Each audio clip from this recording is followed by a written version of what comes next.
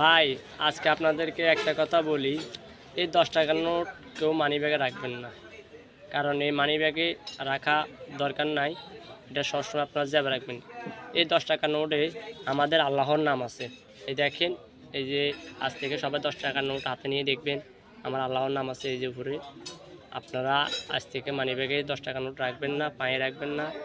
কারণ money bag রাখলে মানি ব্যাগটা রাখা হয় আপনার পিছনে। তাই আজ থেকে আপনারা সবাই বুঝতে চেষ্টা করবেন এবং আমার আল্লাহর নামটা জ্যাবে নিয়ে রাখবেন।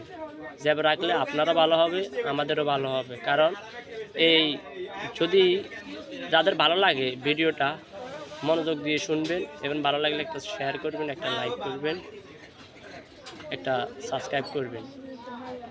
কারণ আমার আল্লাহর নাম যদি আমরা পিছিয়ে রাখি আমাদের গুনাহ হবে। জ্যাবে রাখবেন, সওয়াব হবে। আল্লাহ পাক বলবে আমাকে ভালোবাসে তারা জ্যাবে রাখছে।